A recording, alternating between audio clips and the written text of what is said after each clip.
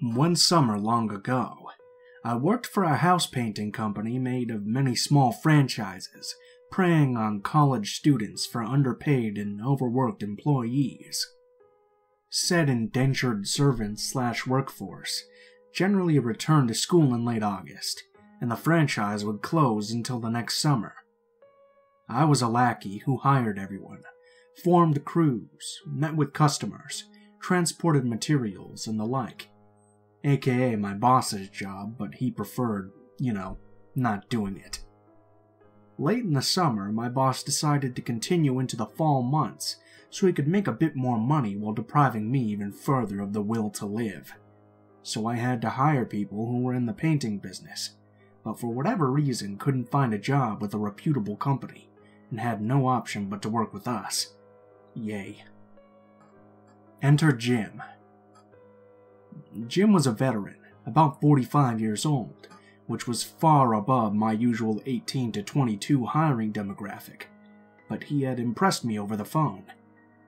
As I was essentially painting entire houses myself, or with a skeleton crew until I could scrounge up more workers, I didn't interview him in person.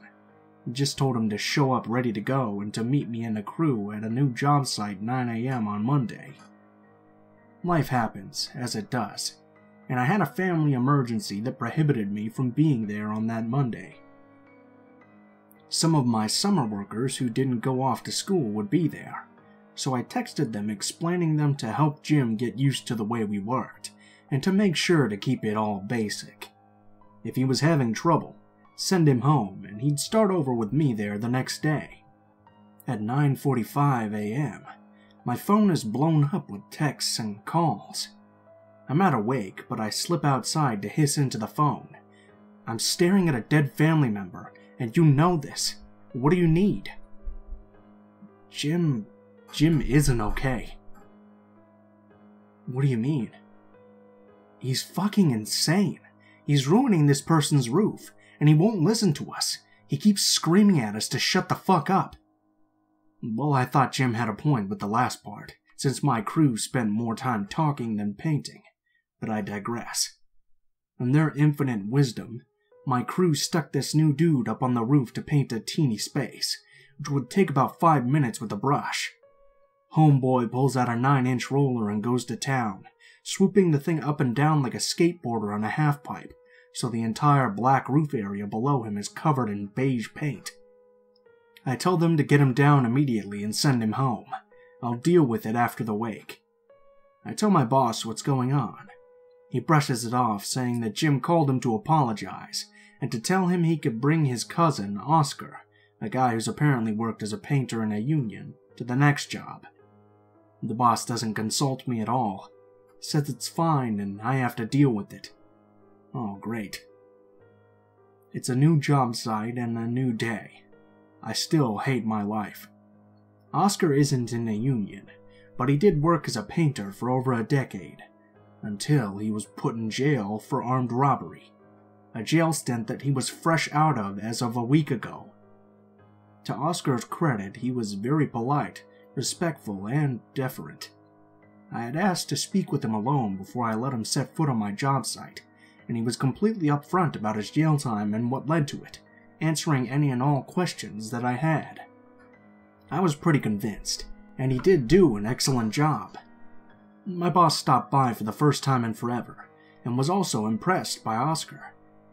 So impressed that he decided Oscar and Jim would take on a job by themselves, a job that was mostly trim work for a family of mom, pop, and 3 daughters, 15, 11, and 7.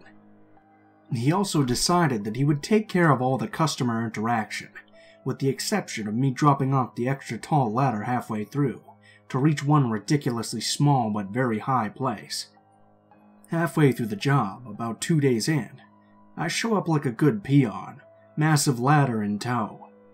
Jim is listening to music, and I see Oscar furtively look at him, then wave to me to keep driving and park around the corner. I love me some drama. I don't care about anything anymore, so I do. Oscar sprints directly to my car, and tells me that Jim has been making the owners and their daughters very uncomfortable, and my boss has been ignoring their calls. Oscar had told them to privately wait until the day I came, and he would make sure that I talked to them to help.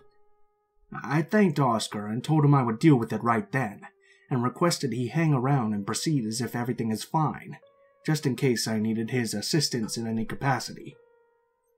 I pulled into the driveway, nodded at Jim, and knocked on the door. I was pulled in almost immediately by a frantic and hot mother.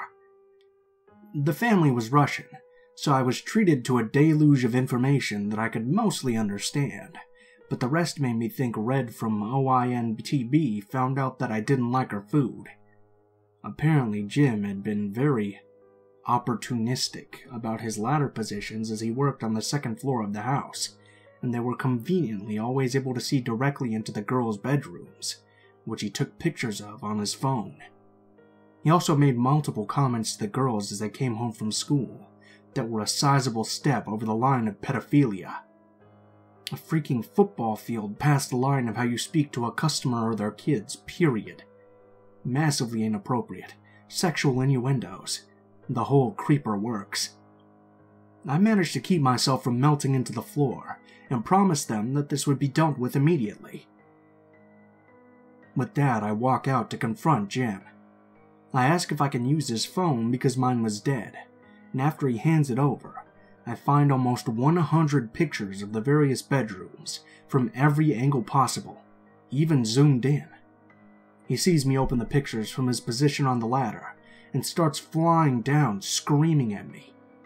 He launches at me, and Oscar puts himself in between us, yelling at Jim to calm down. Jim panics and flees for his car, leaving his phone with me. The police were called and I handed the phone over. I was interviewed, and poor Oscar almost had a panic attack, but they said they would work with the family and take it from there. Great. I finished the job with Oscar, we get tipped, and the family thanked us for our role in helping them, as they didn't really know how to handle what Jim was doing. Time passes, and I'm home binge-watching TV in the living room. It's about 9 p.m. Light floods the room suddenly, as a car pulls up my neighbor's driveway with its brights on. I don't particularly care, so I continue watching TV. After a few minutes pass, I hear yelling from my neighbor's house. I look out the window, and it's Jim's car in their driveway, because my boss had given him my home address as to where to pick up the checks at the end of each week. He got confrontational, yelling at the neighbors about where I was at, when really all he had to do was turn around to see my idiot slack-jawed face staring out the window about 6 feet away. He then pulled out a handgun and started motioning at the wife. Before I can even register this actually happening, or go grab my own gun, which I would have heroically used to shoot myself in the foot or something, my living room is filled with red and blue lights, as multiple police cars pull up and consequently arrest Jim. Jim had 4 guns in the passenger seat of his car, one of which was an AR-15, and another a shotgun. Apparently, he had only taken out one to wave over his head, leaving the other 3 in the car because he wasn't 100% sure which house was mine. My neighbors are elderly, nosy, and snarky, and call the cops on anything of little to no consequence.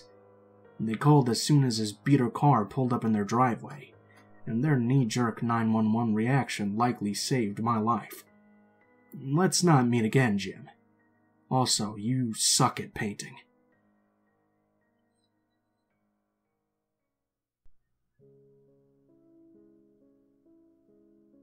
I first met her many years ago at a festival. I'm a professional artist, and I sell my work at festivals and conventions. She was being harassed by a creeper near my booth, and my friend who saw the whole thing offered for her to hide behind the booth with us.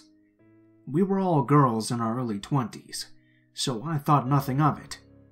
We quickly became friends, and she would visit me whenever I was selling art at nearby events. She would also help me out with work as well. I've met many amazing lifelong friends this way, and I thought she would be another good friend. I invited her over to my house for a tea party. I like very tame parties, after knowing her for over a year. All went really well, and she was so fun to be with around everyone. Then one day I got a call from her, crying and being incoherent. I could understand each word and sentence she said, but nothing she said made any sense together. It's hard to explain, but she kept just saying things that were grammatically correct but had no real information that was conveyed. I was immediately worried about her safety, and somehow got it through that she can stay over at my place, so she came over. In person, she explained a bit more, but it was still really hard to understand her. She said something about breaking her teeth and her family being toxic, so I thought she was probably being abused at home. Later, she revealed her teeth had nothing to do with her family, and it was actually because she had fainted from not eating and hit the floor, breaking her teeth. But her family wasn't starving her. They were worried about her not eating as well. She talked about being unhappy with her school life and wanting to find a job so she can move out of her toxic family's home. She never explained exactly why her family is toxic, just that it was, and I didn't want to question her too much. I came from a toxic family myself, so I felt nothing but sympathy for her. I figured her patchy story was simply because she was distressed. I let her stay for as long as she wanted, but she chose to only spend one night. Later she thanked me, and said she was surprised that I helped her when none of her closer friends did. I thought her so-called friends were just assholes, but I would soon find out why the hard way. From that evening on, she would frequently call me to talk about her troubles. All of them were confusing and hard to understand, but not as incomprehensible as the first call. I ended up staying on the phone with her for hours each time, comforting her and giving her advice, though it was a bit hard since she didn't make a lot of sense. All her troubles were vague, like, I saw my brother. Okay, but what did he do? He doesn't feel real. What does that even mean? I was starting to get frustrated because these calls were so long and frequent, and we'd just go in circles. I didn't even know what she was trying to say 90% of the time. Then she started just showing up at my house at random, without telling me. I'm a busy person with a lot of work, so I don't normally just have free time to hang out, but I always tell myself that it's to help a friend in need, whatever her vague issues were. She would bring a lot of gifts each time as thanks, despite me telling her to not waste her money on me, since she had said that she wanted to move out and needed a way to save up. Sometimes I would spend the weekend with my boyfriend at the time, and she would wait outside my apartment, then leave a gift at the door without ever telling me. It was weird, but I just figured that that was her way of showing thanks and that I should appreciate it. This all goes on for about a year. One day I was celebrating another friend's birthday when she texted me sounding suicidal. I called her, but the signal was bad, so only text could go through. She was starting to say crazy shit, like there was no way I could actually be nice to her, and that I must be faking it so that I can laugh at her behind her back. I was really hurt by this, because I spent so much time trying to help her, and out of nowhere she calls me a fake. I ask her why she thinks that, and she explains it's because I'm dating a guy. Apparently, she had got it in her head that I'm a lesbian. I'm not, and she never mentioned herself being one either. So dating a guy makes me a liar, and therefore I'm lying about helping her. At that point, my phone was dying, and I tell her that. I also tell her she needs to see a medical professional, because I can't help her at all anymore. She says it's proof that I'm a fake person, and a bunch of other negative stuff. My phone dies, and I try to enjoy the rest of my friend's birthday, since whatever's wrong with her is beyond what I can handle. About a month later, I haven't heard from her at all, when without warning she's ringing at my doorbell. After that last text conversation, I didn't want to deal with her anymore, so I just pretended that I wasn't home. As expected, she left a gift bag by my door, which I could see through the peek hole. I didn't go out to get it, and after about 10 minutes the door rang again. I felt that something was off, so I stayed by the door and looked out. She would move the gift bag and go hide somewhere, then adjust the location of the bag and ring the doorbell while hiding again. She did this for an hour, all while texting me saying she did see a doctor so she's all better now and I should just open the door. I kept thinking if I just pretend I'm not home, that she'll really leave this time, but she didn't. Then I suddenly saw her hand come up and cover the peek hole so I couldn't see out anymore. That freaked me out so much, I frantically texted my other friends for help, and they told me to call the cops, so I did. The police arrived in 5 minutes and asked her to leave. She lies to their face, saying that there's been a misunderstanding, that I had invited her over to hang out because we're friends. Good thing the police already knew my side of the story, because she's a small and innocent-looking girl, and could have fooled anyone. They tell her to leave again and told her that I specifically did not want her and did not invite her. She lies again, but more crazy this time. She says she's from Nebraska where friends just visit each other without invitations. The police tell her this is California, so she can't exactly do that. They finally escorted her away before I opened the door and thanked them. After that, I didn't hear from her for a year, until I announced to my online followers and my aunt that I would be at the same festival that I met her at. She leaves a comment under my post, saying she'll come stalk me again, her exact words. She said it as if it was a funny joke, like haha she's definitely not a stalker, and how silly it was of me to have thought that. I was really stressed out, because she's clearly unstable, and who knows if she'll get worse. I contacted the cops and had my BF tell her sternly to leave me alone, or we'd call the police. She acted very offended, like she was just a nice girl, and wanted to know why we were being so mean to her. Thankfully, that was the last I heard from her, and it's been 2 years since. Now I know why none of her other friends offered to help her when she first came to me. I wish they had warned me, too.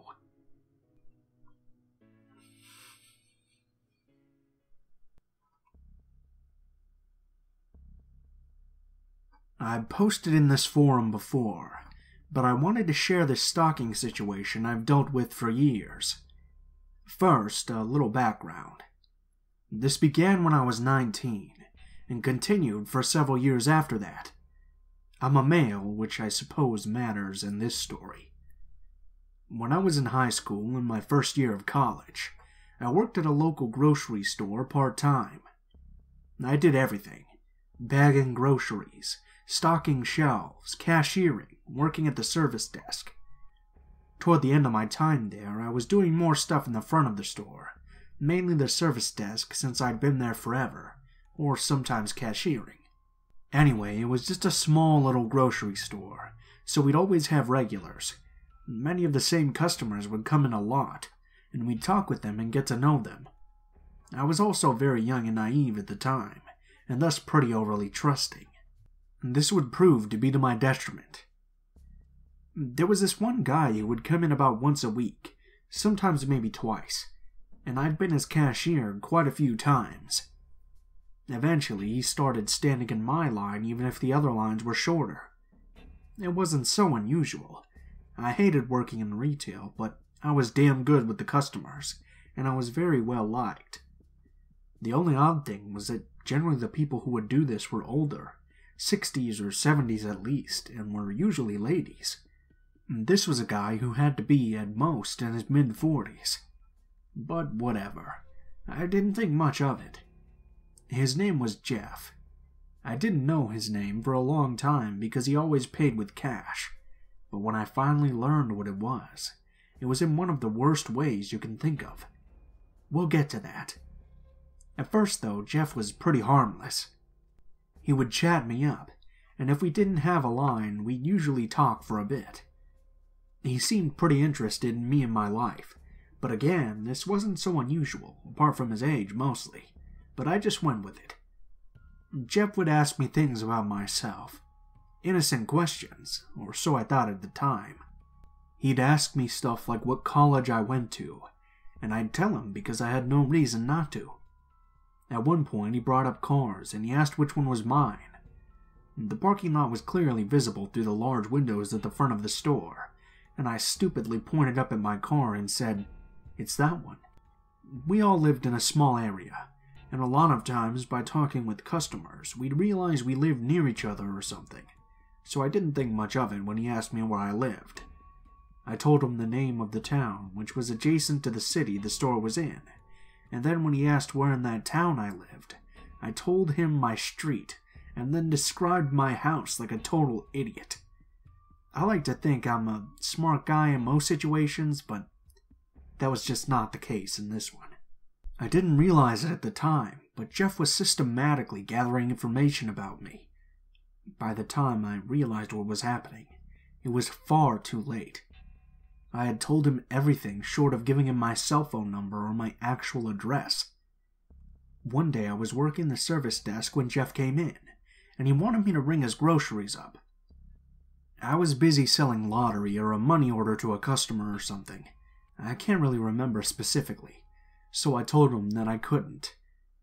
He got this look on his face, like he hated the fact that I had told him no, but it was just for a second, and then he was smiley again.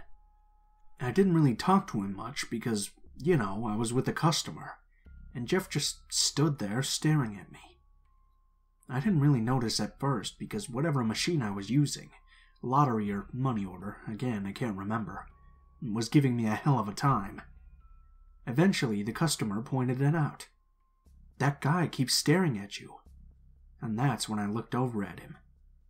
He wasn't smiling but looked angry instead. But the moment I looked at him, the smile was immediately back on his face. Then Jeff said something about me wearing a skirt.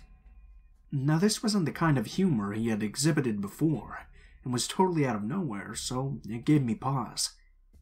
I just kind of looked back at him as he went on about how I'd look in a skirt or a dress, just staring at him with a total what the fuck expression on my face. The more he talked about it, the more unnerved I became. Another coworker, Miranda, was in the service center with me, and she and the customer, as well as another nearby cashier, were all giving him what I presume were the same identical expressions. He wasn't stopping, so I realized I had to say something to make him stop, and I couldn't even pretend to be humored by it when I told him. "I don't know what you're talking about. You'll never see me in anything but this uniform." My tone was dead serious, and he knew I wasn't amused. The smile was gone, and I saw something on his face that I had never seen before. It was anger, yes, but it was also humiliation, and he did not like it one bit. He glared at me with a look that I felt in my bones, that rushed through me like a cold chill. My breath caught in my throat as we just stared at each other. I don't even know how to explain it, other than to say this was the most menacing way anyone has ever looked at me. With that look, he was saying, "You'll be sorry. I'm sure of it." Maybe I wasn't at the time, but in hindsight. Without another word, he turned and walked away. After that, whenever Jeff would come into the store, he never stood in my line, which was fine with me. However, he would always loudly talk about me from other registers and glare at me. He would badmouth me, but not in such an overt way where we could really do much about it. Sometimes he wouldn't even refer to me by my name, but we all knew he was talking about me. Sometimes at night I would be the only cashier at the front as we approached closing time. Another would be in the office counting the drawers for the day, while the manager and other workers were usually in the back or throughout the store stocking shelves or cleaning. In the evenings, when I was more or less alone, I would notice the same car pull into the parking lot, but the driver never came in. The main defining feature of this car was the fact that one of the headlights was burnt out. Because of the previously mentioned large windows, everyone in the parking lot could look into the store right at me. It took me longer than I'm proud of to realize what was happening here, and the only way I realized who was in the car was by chance. My car was in the shop, so my mom picked me up from work when I was done, and as I was waiting for her to get there outside in front of the building, I was able to see into the car away from the bright lights of the store. Sure enough, it was Jeff. My shock was palpable, and that was when I truly realized that something was very, very not right about all this. I actually backed away in fear and kept imagining what I would do if he got out of the car. The door inside had locked behind me, and while there were people in the store still, they weren't in the front. But luckily, that was when my mom got there. I didn't tell her because I knew my story would only worry her. Everyone at the store knew about Jeff before long, and it got so bad that when he would come inside, everyone would instantly tell me to go into the back, and they would page me overhead when he left. Everyone, even the managers. We all knew, and we were all creeped out. A lot of times when he would come in, and when he didn't see me, he would leave immediately. I remember once we didn't notice him walking in, and by the time we realized he was almost at the doors. Another cashier, Laura, saw him and looked scared. Now Laura wasn't easily rattled, but this guy had us all on edge, mostly because we were afraid of his weird fascination with me. She urged me frantically to hurry and run to the back. I hadn't noticed him just yet and was confused. I started to ask her why, but before I could finish, she said, "Just go." I clearly remember this moment, these few seconds between the time she said that and the time I saw him walking through the door, where I realized what was happening. Jeff saw me before I rushed into the back, and I was so unnerved that I locked the back door of the loading dock, worried he'd come looking for me back there. When she was gone, Laura had called me back up, and she just couldn't even say anything. She told me that he gave her a furious look and then stormed out of the store, and I remember being worried he would retaliate against her. Luckily, he never did. Things got worse. I began seeing Jeff around the town, like when I would go to movies, to various stores, gas stations, the mall, and even the bank once. Just a couple of these times might be a coincidence, but this was happening a lot. Plus it was Jeff, so I knew it was much more than that. I had no proof that he was stalking me at this point, and still didn't tell my parents. At the time, while I was still in college, I lived at home and commuted to school, and I would often be there until after dark. There were times when I would pull out of the school parking lot, and very shortly after that, I'd see a car behind me with just one headlight. Once or twice, again, could be a weird coincidence, but this was happening at least once a week. I still didn't tell my parents, even though I was pretty sure it was him. Then one night, when I was walking out of the school into the naturally dark and deserted parking lot, I saw a car parked in an empty part of it with the lights off. I didn't think anything of it, until the lights came on, and there was only one headlight. I knew it was him, and I sprinted to my car, threw my shit into it, and got the hell out of there. After that, I started walking out with either security guards or friends when I could, and a couple of times I thought I saw his car, but he never put his lights on unless I was alone. He would never approach me or drive toward me during those times. It was like he was taunting me. It was like he just wanted me to know that he was there, and that he knew how to find me. This continued even after I quit working at the store. I became a tutor at school instead, but his stalking, because that's what it was, I knew for sure now, didn't cease. Once I was at a friend's house after dark, and then I drove home. I was almost there when I realized I had forgotten something. Instead of pulling around in the driveway, I was just going to loop around the street because it was easier, so I drove past my house. This particular night I was home alone. Both my siblings lived elsewhere and my parents were out, so the house was dark. There shouldn't have been anyone in the driveway, because I had just spoken to my parents, and they were nowhere near home.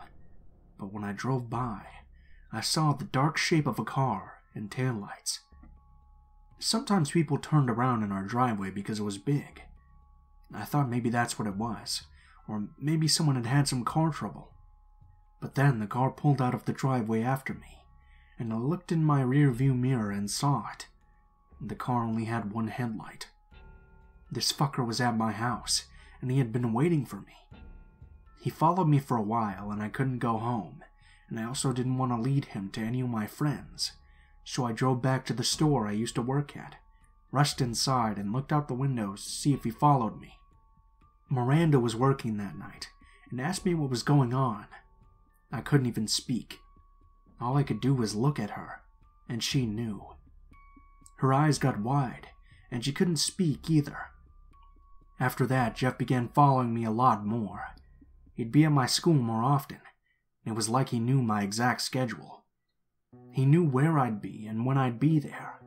I saw him so often, I shudder thinking about the times that I didn't see him, but when he had to be there somewhere. It wasn't just my schedule he learned. He knew my parents too, to some extent, at least when I would be home alone. A few times I'd hear a car pull into the driveway at night, and I knew it was him before I even looked. But he never got out of his car, that I could see at least. He would only stay for about 10 minutes or so. Mainly this would be on Wednesday or Saturday nights when my parents would be at church, and I began avoiding the house at these times, either staying at school to study, or hanging out with friends, or going to the movies or something. At the time, I would occasionally babysit for someone at my parents' church, but during this time I eventually stopped, afraid that he would follow me there. I decided I needed to look into this guy.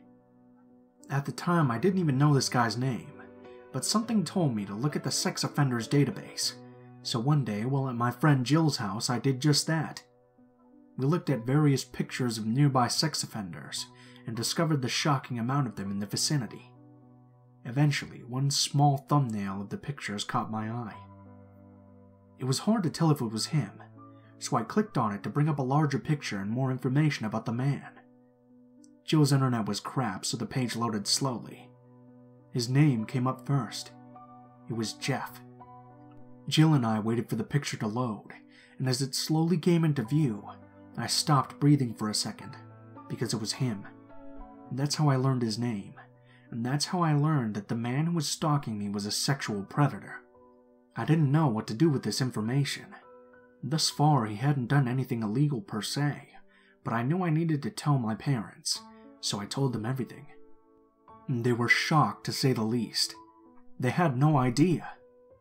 Jeff was good at hiding his activities, which makes me think he wasn't just not very stealthy with me, that I didn't catch him so often because he sucked at being subtle. No. Jeff wanted me to know that I was being watched, that I was the object of his obsession, so I told him everything. My dad was angry. I swear if he knew where Jeff was, he would have gone to threaten him to leave me alone or something. My mom was just scared. Really scared. She even cried. We briefly discussed calling the police, but again, Jeff hadn't actually broken the law other than maybe trespassing, but I couldn't prove it was him. All I could do was be vigilant. I thought I would feel better when they knew, but I felt worse. However, they needed to know. Everyone in my life needed to know, so they did. We started taking precautions.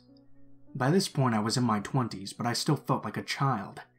I didn't have a curfew per se, but my parents were hesitant to leave me alone, even during the day.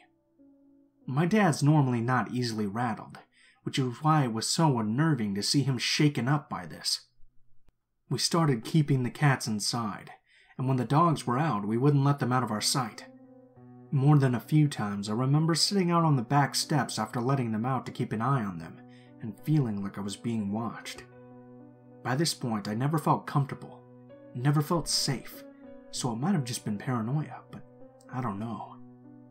My mom also got me some pepper spray, and I would carry it with me at all times when I was out of the house. At night, I would take a knife to bed. Jeff didn't stop.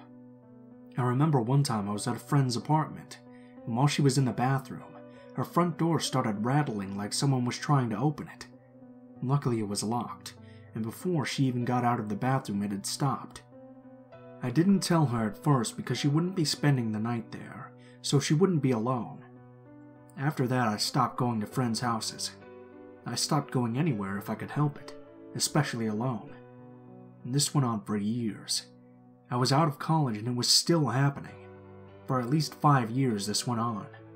When I moved into my first place on my own, I was scared, but I'd been seeing him less and less, and I didn't want to live with my parents forever.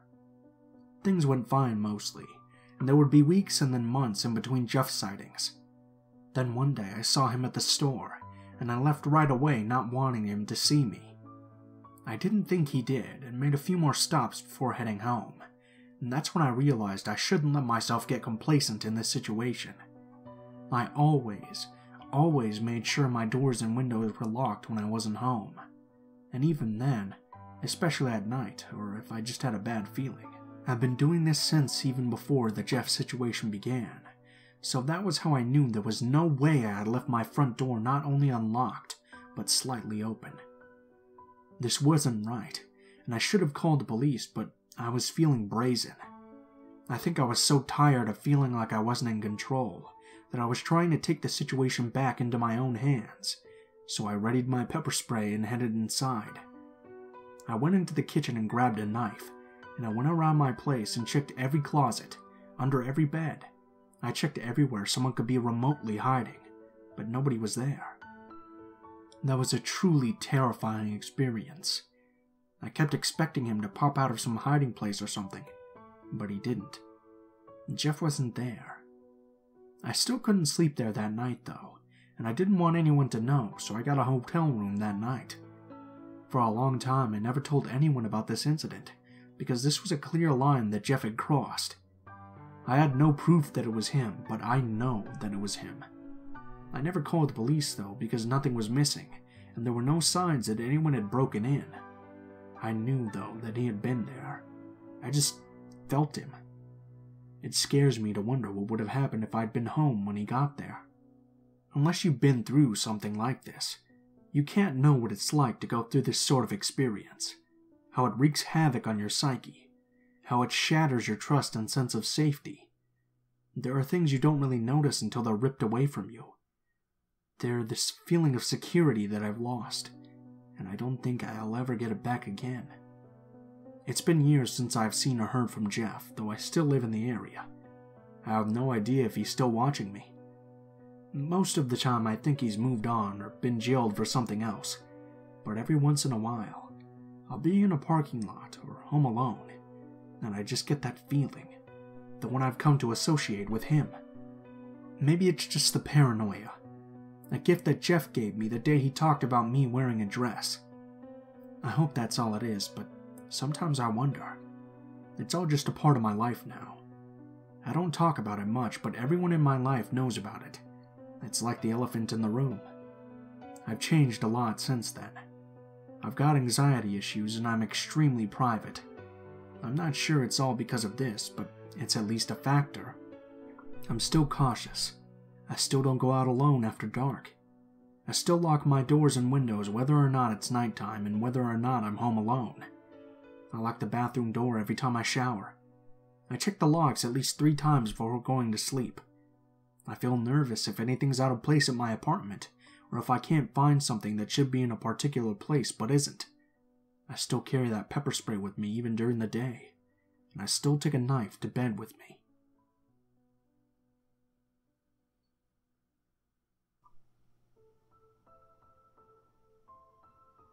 What is up, guys? Blue Spooky here, as always. I just wanted to thank you guys so much for watching, especially if you made it this far to the end of the video. I have a little bit of an update here for you guys. I've recently started streaming a little bit on Twitch. I don't know if you guys are interested in just hanging out and seeing a bit of gameplay of maybe Monster Hunter, or some games like that, maybe a few horror games, but I'll leave a link to my Twitch in the description of the video below. As always, if you guys like the video, please leave a comment or perhaps like or subscribe if you feel so inclined. If you'd like to message me, or you'd like to send in a story for me to read, or you have a suggestion for a story I should read, the links to all of my social media will be in the description of the video below as well. This includes my Facebook, Twitter, Gmail, and now, of course, my Twitch account. Go ahead and send me a message on any of those, and I'll try to get back to you as soon as possible. But please guys, be patient, because I do get a lot of messages, so if I don't respond to you right away within like a week or two, just be a little patient. I'll get to it as soon as I can. If you do decide to send in a story, please be sure to include in the description of the email or message what the name of the story is, what the category of the story is, and how you would like to be credited in the video that the story appears in. If you guys are curious about the music used in this video, links to the music and the order in which the music appears will always be in the description below the video, so you can go ahead and check that out there. Last but not least, if you guys do enjoy my content, please take a look at my Patreon, and if you feel so inclined, maybe donate like $1 or something. Every little bit helps. It'll never be necessary, but of course, it's always an option if you guys would like to support the channel. Thank you guys so much for watching, and I hope you guys have a wonderful day.